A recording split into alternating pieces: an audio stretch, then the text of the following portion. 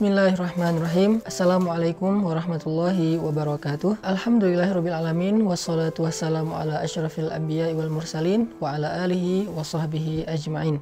Teman-teman sekalian, marilah kita renungkan satu ayat Allah Subhanahu wa taala yang ada di dalam surat Ar-Rum ayat 39. A'udzubillahi minasyaitonirrajim. Bismillahirrahmanirrahim. وَمَا آتَيْتُم مِّن رِّبًا لِّيَرْبُوَ فِي أَمْوَالِ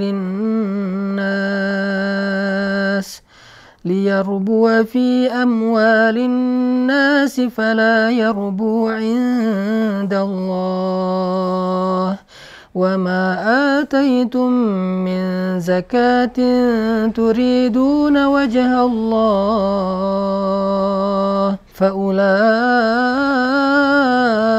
هُمُ الْمُضْعِفُونَ. Dan harta yang kalian berikan dalam bentuk riba agar kalian bisa melipat gandakan harta itu di sisi manusia, maka harta itu sama sekali tidak berlipat ganda di sisi Allah. Sedangkan harta yang kalian berikan dalam bentuk zakat atau infak, di mana kalian mengharapkan ridho Allah Subhanahu wa taala, maka mereka itulah orang-orang yang mendapatkan balasan berlipat ganda, atau mereka itulah orang-orang yang hartanya dilipat gandakan. Shadaqallahul azim.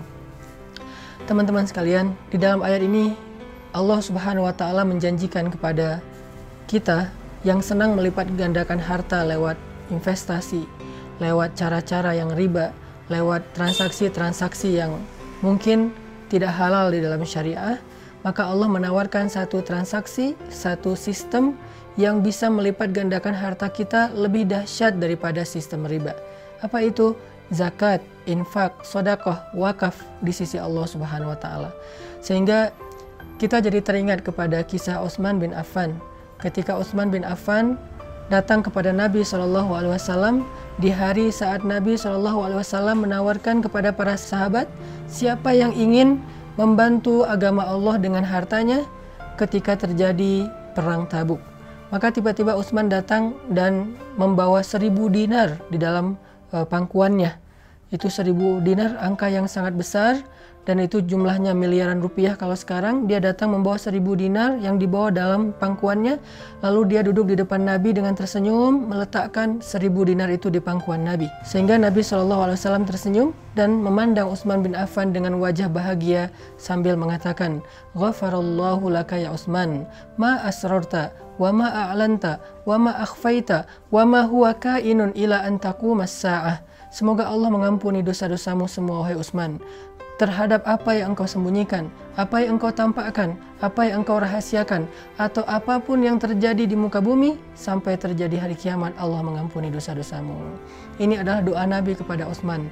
Ternyata ketika Utsman memberi 1000 dinar, Allah Subhanahu wa taala membalasnya dengan ampunan dosa seumur hidup, seumur dunia, sampai terjadi hari kiamat. Semua dosanya yang tampak dan yang tersembunyi, yang dirahasiakan atau yang dinyatakan. Ini menunjukkan bahwa tidak akan rugi orang yang berinfak di jalan Allah Subhanahu wa taala. Sama sekali tidak akan rugi orang yang memberikan hartanya untuk agama Allah Subhanahu wa taala. Inilah motivasi kita dalam membela agama Allah dan dalam menegakkan syariat Allah. Kita semuanya berusaha untuk berikhtiar, punya saham di dalam tegaknya agama Allah Subhanahu wa taala di muka bumi. Ada yang memberikan tenaganya, ada yang memberikan fikirannya, ada yang memberikan hartanya, ada yang memberikan ilmu dan hikmahnya. Semua yang kita berikan nanti akan Allah balas dengan berlipat ganda. Maka proyek membangun pesantren pemuda yang saya tawarkan kepada teman-teman semuanya, yang berawal dari sebuah masjid, karena kita tidak menawarkan area lain, kita hanya menawarkan wakaf, masjid, dan beberapa tempat untuk belajar. Karena kalau area yang lain yang ada pasarnya, ada tempat kegiatan-kegiatan anak mudanya, itu bentuknya adalah ruang publik dan kita akan membuka investasi, bukan wakaf. Kalau wakaf hanya untuk rumah Allah, wakaf hanya untuk tempat belajar anak-anak muda untuk lebih mengenal agama Allah Subhanahu wa taala.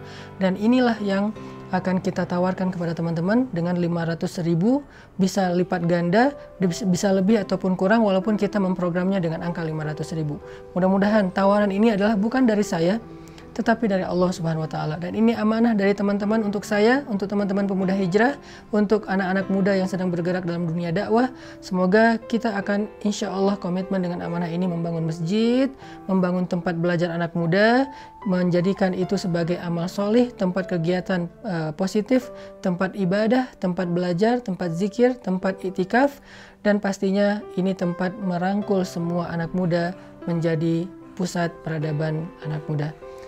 Dan dalam ayat yang lain di surat Sof, Allah Subhanahu wa taala berfirman tentang sebuah akad dakwah. Kata Allah, "Ya ayyuhalladzina amanu kunu ansarullah." Wahai orang-orang yang beriman, jadilah kalian penolong agama Allah. Bagaimana cara kita menjadi penolong agama Allah? Maka diberikan contoh oleh Allah di dalam ayat itu. Kama qala Isa bin Maryam lil hawariyin man ansari ilallah. Seperti ketika Isa bertanya kepada hawariyin, siapa yang akan menolong saya di sisi Allah atau di jalan Allah? Lalu hawariyun menjawab, nahnu ansarullah, kami adalah penolong-penolong agama Allah. Sehingga dengan akad ini orang-orang hawariyun menjadi penolong Nabi Isa alaihissalam dalam menegakkan agama Allah. Inilah akad dakwah. Ketika seorang ulama bertanya kepada umat, bertanya kepada orang kaya, bertanya kepada orang-orang yang punya potensi, man ansari ilallah, siapa di antara kalian yang ingin menolong saya di jalan Allah? Maka jawaban kita sebagai murid, jawaban kita sebagai umat, jawaban kita sebagai orang-orang yang Allah amanahi harta, pikiran, ide, gagasan, potensi, kreativitas, nahnu ansarullah, kamilah yang akan menolong engkau di jalan Allah Subhanahu wa taala. Saya bertanya kepada teman-teman, karena saya seorang dai, saya belajar agama di Kairo, saya ingin membuat sebuah gerakan dakwah anak muda, man ansari ilallah, siapa di antara teman-teman yang mau menolong saya untuk menegakkan agama Allah Subhanahu wa taala? Maka saya tunggu teman-teman yang ingin berinfak. Saya mengajak teman-teman yang punya kreativitas, sebagaimana pemuda hijrah selama hampir 5 tahun ini, alhamdulillah bisa memberikan beberapa karya-karya dakwah untuk anak muda. Itu tidak terlepas dari support teman-teman yang ada di balik layar, teman-teman yang ada di dalam komunitas pemuda hijrah. Ada videografer, fotografer, video editor, ada teman-teman kreatif, ada teman-teman yang di event. Ada banyak potensi yang mensupport dakwah ini, sehingga akhirnya alhamdulillah dakwah ini bisa memberi manfaat untuk anak muda di seluruh Indonesia, dan mudah-mudahan menjadi inspirasi di seluruh dunia. Yuk kita sama-sama berjuang di jalan Allah Subhanahu wa taala. Kalau kita mengidolakan Abdurrahman bin Auf, kalau kita mengidolakan Utsman bin Affan, maka coba kita buktikan bentuk pengidolaan kita dengan meniru kebaikan mereka. Walaupun mungkin belum persis, tetapi kita sudah mencoba untuk meniru dan menyerupai mereka. Barakallahu fiikum.